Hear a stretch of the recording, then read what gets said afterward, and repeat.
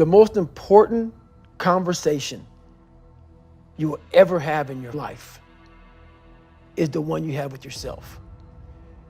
You wake up with it, you walk around with it, you go to bed with it. Eventually, you're going to act on it, whether you're good or bad.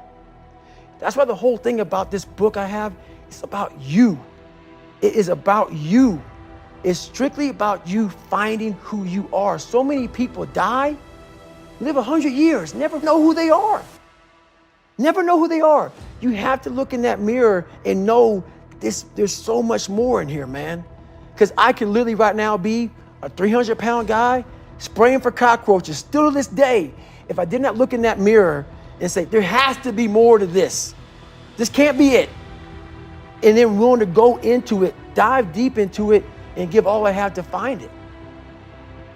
A lot of us don't know of a whole nother world that exists. It's on the other side of suffering. Once you break these barriers that you have made for yourself, like the mind is the most powerful thing in the world. It is so amazing that I used to be a 300-pound guy and I thought that was it. Could barely read, could do anything. And now, what was inside that person was this guy that's in front of you today. That's how scary the mind is. And that's what I started realizing through this journey, is that once I got a taste of, wow, man, I haven't even cracked. I haven't even begun to crack what the mind is capable of. And what I started realizing is on the other end of suffering, that's the real growth of life. As you all know, it's a hot, nice heat wave. Mother Nature's pissed off, but guess what? So am I. Today I was running, and this guy passes me in the car. And it's about 100 degrees out here, 70% humidity. And the guy comes back around, looks at me. He pulls his car by me and says, "Why are you out here?" I said, "Because you're not." Sometimes your motivation needs to be because no one else wants to do it. We need doctors. We need dentists. We need teachers. We also need savages. This message I do is not for everybody. So I don't want to see that soft bullshit about, do you have sunscreen on? This message is dangerous. It's too hot. I'm not asking you to be like me. Do you? Stay hard. My mom was working 3 jobs. She wasn't at home ever. But my job as the man of the house is just me and her. I didn't want to tell her how bad life was for me, how bad I was struggling, how much school I was missing, how far behind in my studies I was. They sent a letter home to her saying, your son has missed like 25% of the year. These are his grades. She never saw one report card. My mom never saw one report card of mine. So my junior year, she got this, she looked at it, and she was going through so much stress in her life. She looked at me and said, "You're gonna fail high school." And that was about the only advice she gave me. She was dealing with so many issues mentally, and I sat there and I went to the bathroom, and I used to have all these different haircuts. And I used to dress all kind of crazy because I was looking for attention because, being one of the only few black kids in school, I was looking for somewhere to stick. I was like, I'm just gonna create a character.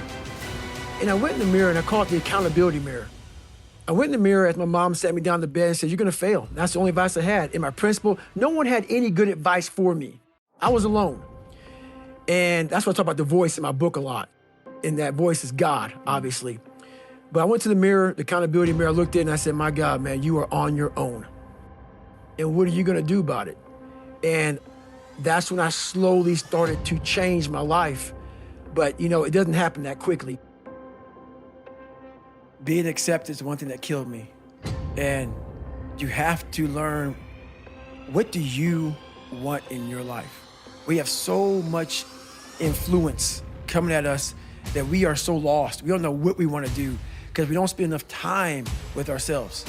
You have to learn to shut off a phone, shut off a computer, shut off a TV.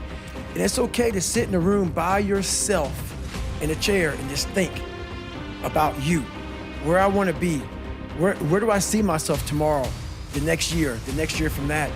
And it takes a lot of self-discipline to be able to do that nowadays because you want to be so attached to everything. You want to be so caught up with the world. The world's moving too fast. The world's moving so fast that you're trying to keep up to the point where you lose yourself in the world.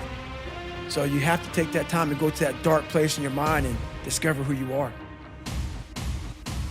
I'm very fortunate that I grew up in a time when there was no phones and there was no social media. And I suggest, yes, I'm on social media on a very limited basis because I have a story to tell, and it's a great platform. Use it as a platform, don't use it as your life. My biggest advice to give everybody in the world is, like I say, we live in an external world. Everything is, you gotta see it, touch it, it's external. If you can, for the rest of your life, live inside of yourself. Stop listening to people who are calling you fat, gay, transsexual. Everything that is makes no sense. All these insecure people putting their insecurities on you, you gotta flush it out. You gotta just be whoever the hell God or whatever the hell you believe in. If you believe in nothing but yourself, I don't care what it is. You gotta take everything and throw it away. You have to believe in one thing, and that is yourself. And I'm not saying don't believe in God or what you believe in, but right now, for you to find greatness in yourself, you're not gonna find it by looking in a book or by even hearing me. I may give you the spark, but you've got to go inside yourself to find it. And that means you gotta be quiet. Go in a room, stop talking, search your soul, search your mind, search your abilities, and you'll find it. But if you're not looking for it, you won't find it. So you gotta go start your journey. And the journey starts with you finding, why the hell am I here on this planet Earth? Why am I here?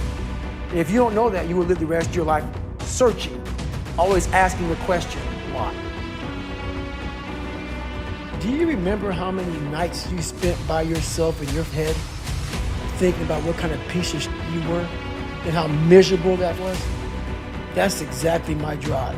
I know that there's not just me and you. There's millions, especially nowadays with all this pressure, man. You can now bully on your phone. You know, back in our day, it was face to face. You can do everything over your phone. The pressures of trying to keep up with everything is at an all-time high. And our mindsets are at an all-time low. We are the weakest we've been mentally ever since the beginning of time.